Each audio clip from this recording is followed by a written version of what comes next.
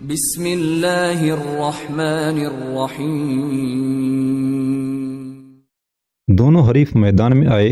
فادو نے پہلے عبداللہ بن عبداللہ پر حملہ آور ہونے کی ٹھانی، چنانچہ اس نے اپنی تلوار لہراتے ہوئے جب ایک انتہائی خطرناک وار مسلمانوں کے سالار اعلیٰ پر کیا تو مورخین لکھتے ہیں کہ عبداللہ نے اس مردانگی سے اس کے حملے کو روکا کہ فادو حیران رہ گیا۔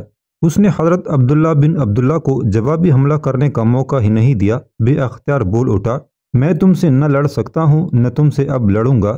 لہٰذا اس نے بلا حل و حجت اصفہان شہر مسلمانوں کے حوالے کر دیا تھا۔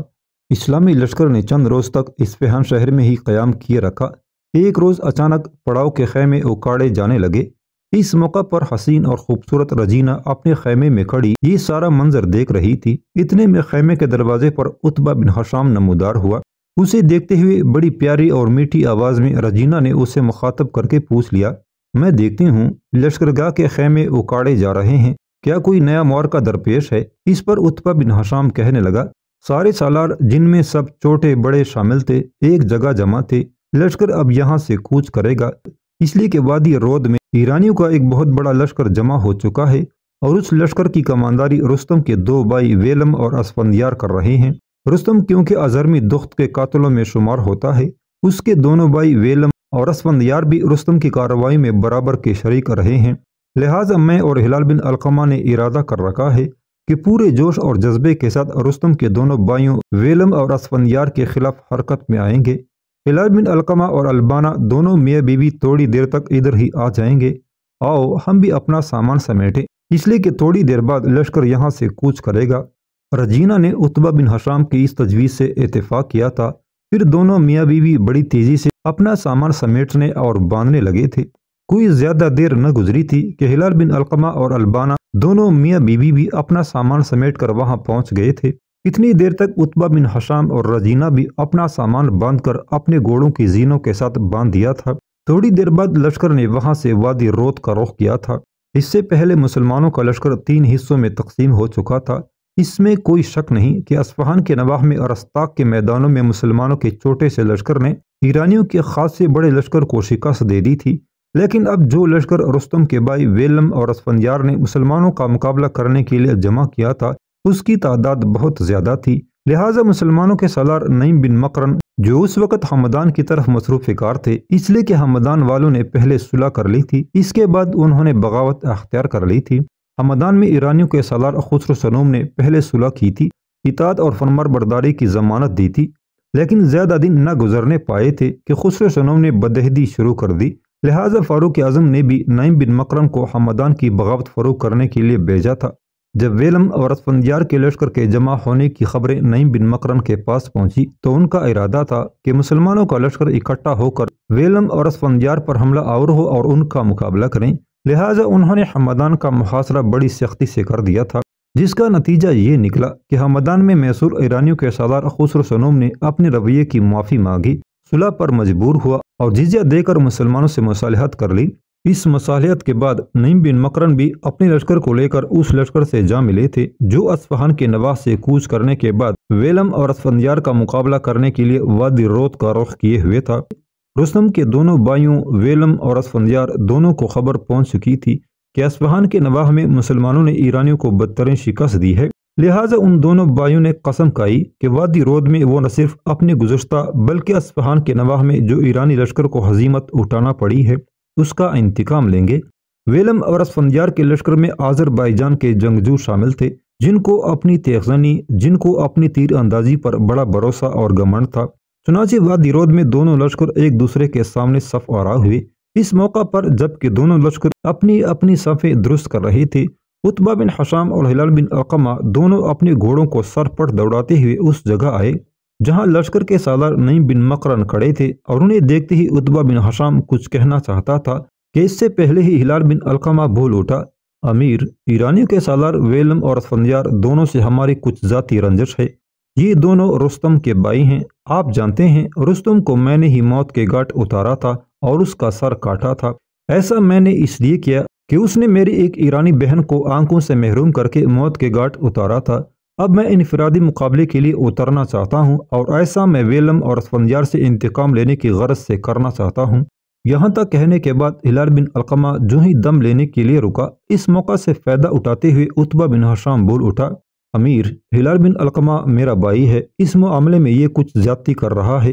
آپ جانتے ہیں کہ اس سے پہلے یہ رستم کو قتل کرنے اور اس کا سر کاٹنے کی سعادت حاصل کر چکا ہے، جبکہ میں نے اس سے پہلے ایسا کوئی کام نہیں کیا، لہٰذا میری خواہش ہے کہ میں انفرادی مقابلے کے لیے میدان میں اتروں اور رستم کے بھائی ویلم اور اسفندیار کو انفرادی مقابلے کی دعوت دوں۔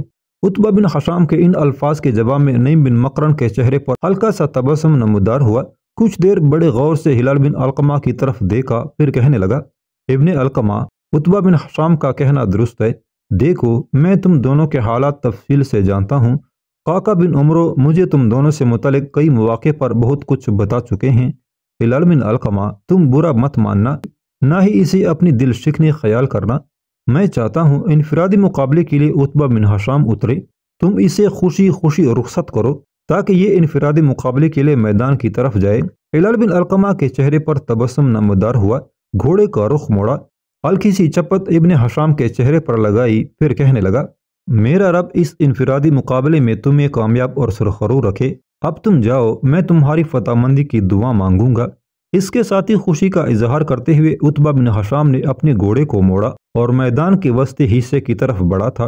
عتبہ بن ہشام میدان کے وسطی حصے میں آیا اور ایرانیوں کے لشکر کی طرف منہ کر کے بلند آواز میں اس نے پکارتے ہوئے کہا، میں رستم کے دونوں بھائیوں ویلم اور اسفندیار کو انفرادی مقابلے کی دعوت دیتا ہوں۔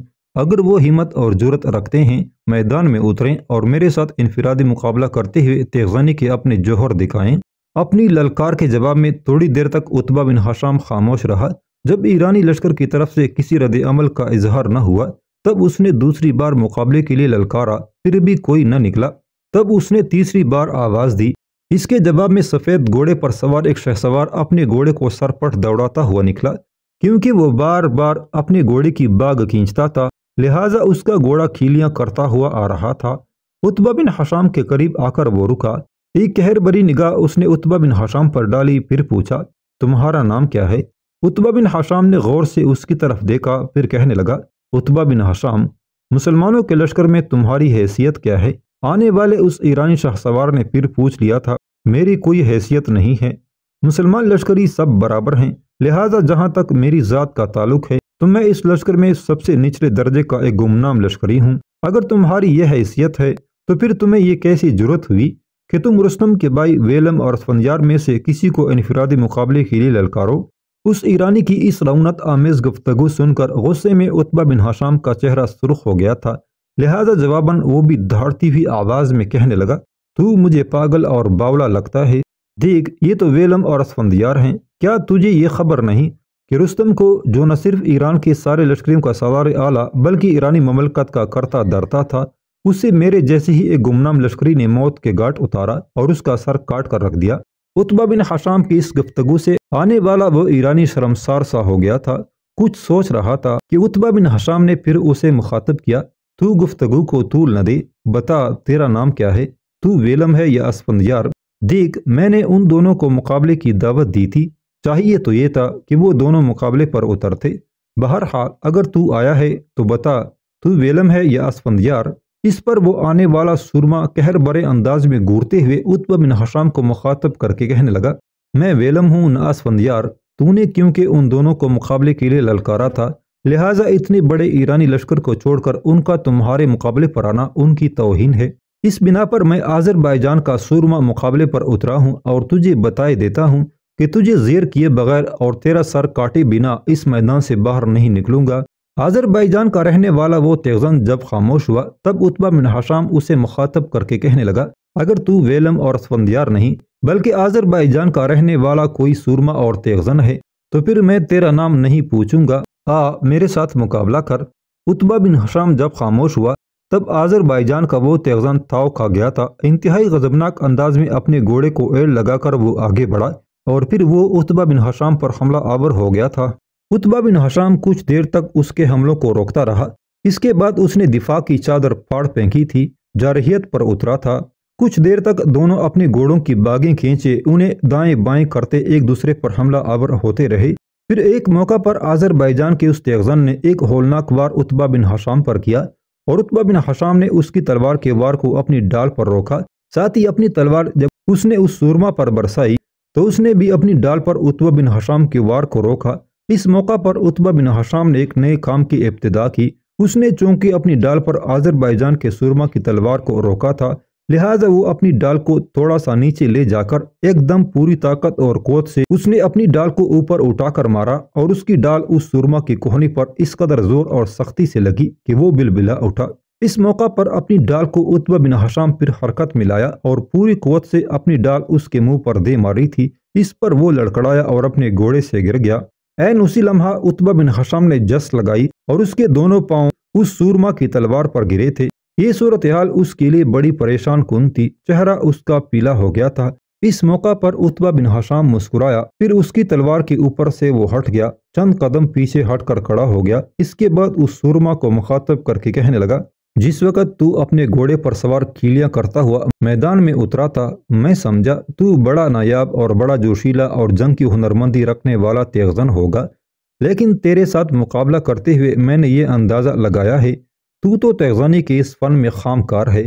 پھر کس احمق اور بدبخت نے تجھے میدان میں مقابلہ کے لیے اتارا ہے؟ چاہیے تو یہ تھا کہ ویلم یا اسفندیار میں سے کوئی اس انفرادی مقابلے کے لیے اترتا۔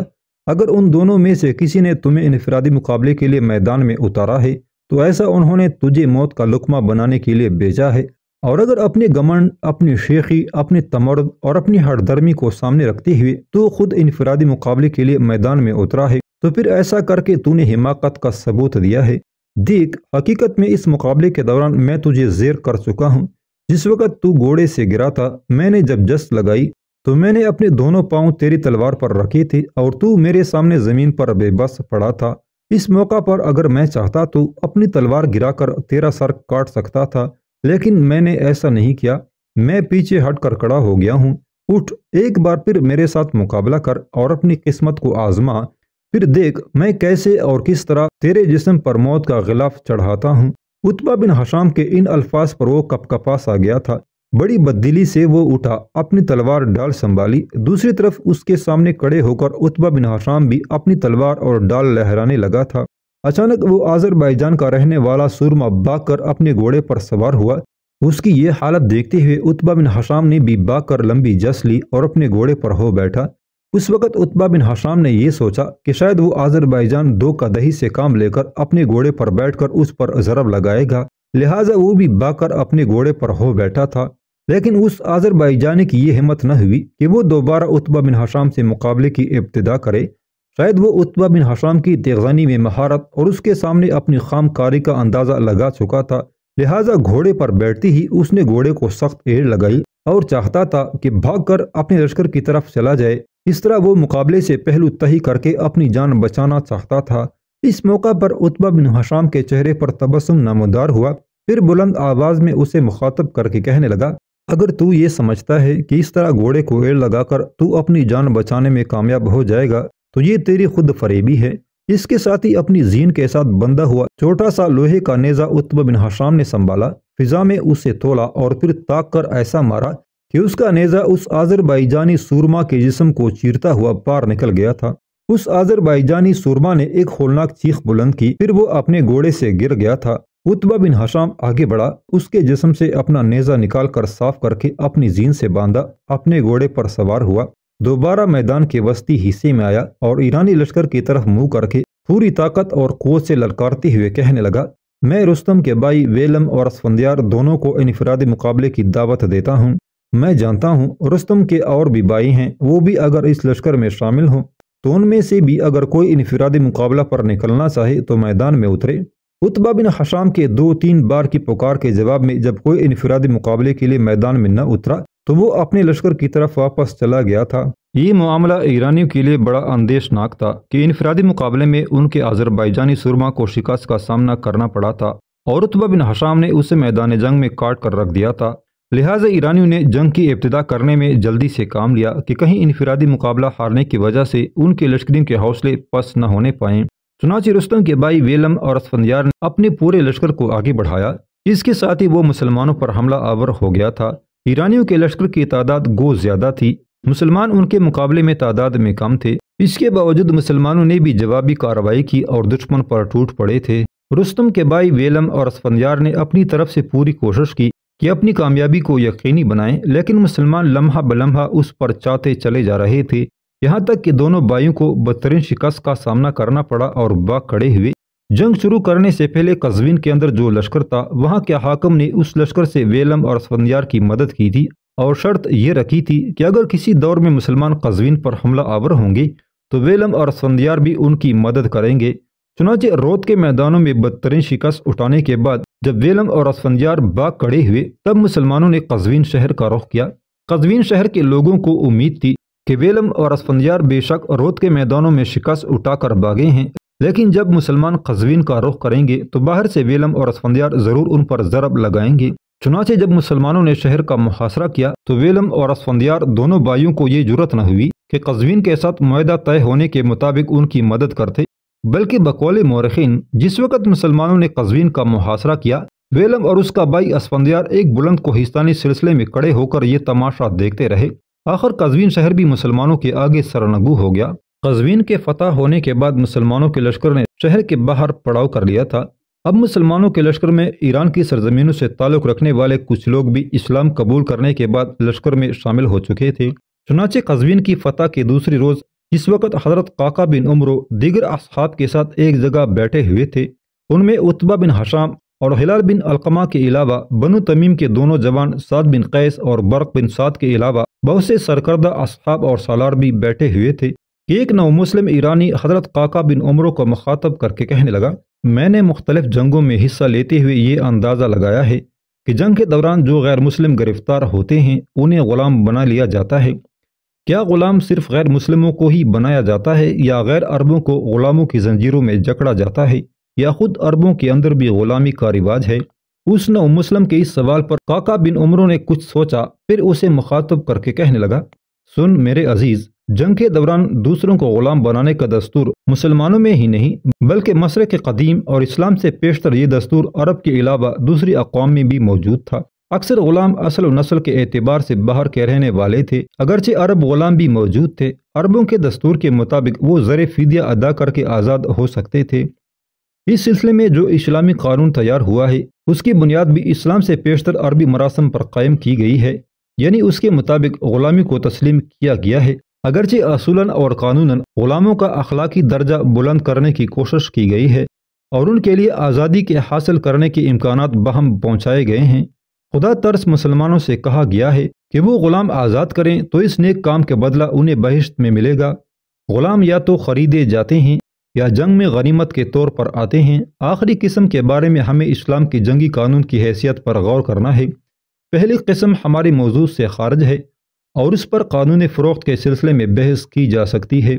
دشمن پر فتح پانے کے بعد مسلمانوں کا سرکردہ یا خلیفہ مفتوح علاقے کی آبادکاری کے ایک حصے کو غلام قرار دے سکتا ہے، بشرط وہ اسلام قبول نہ کریں اور ان سے کام کرنے اور خراج دینے کا مطالبہ نہ کریں۔ یہ لوگ اناتم جنگ کے ساتھ مجاہدوں میں تقسیم ہو جاتے ہیں۔ جس شخص کو غلام ملتا ہے وہ شرعاً اپنے آپ کو آقا اور مالک سمجھتا ہے، لیکن اس پر یہ پابندی عائد ہے کہ غلام کے ساتھ نرمی اور ملائمت کا برتاؤ کرے، اس کے ساتھ حقیقی مہربانی سے پیش آئے۔ اگر مرد کی جگہ عورت بطور کنیز آتی تو مرد کو اسے تمتع کا حق ہوتا، لیکن وعدہ رہے کہ شوہر اور بیوی دونوں غلام بن کر آتے تو انہیں الگ الگ کرنا ممنوع تھا اور بچوں کو بھی والدین سے الگ نہیں کیا جا سکتا تھا۔